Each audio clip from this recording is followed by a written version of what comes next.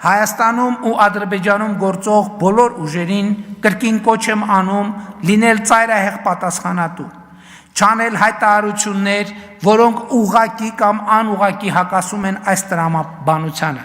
եւ կոչ եմ անում Ադրբեջանի կառավարությանը,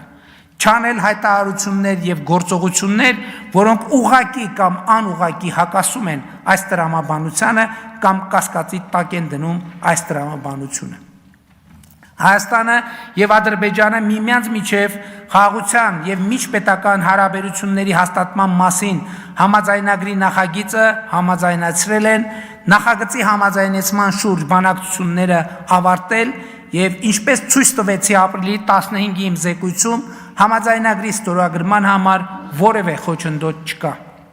Համաձայնագրի տեքստը համաձայնեցված է։ Մոռացեք Հայաստան-Ադրբեջան էսկալացիայի եւ պատերազմի մասին։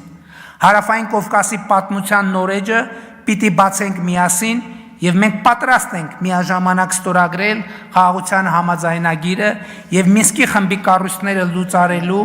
մասին Հայաստան-Ադրբեջան համատեղ դիմումը ԵԱՀԿ-ին։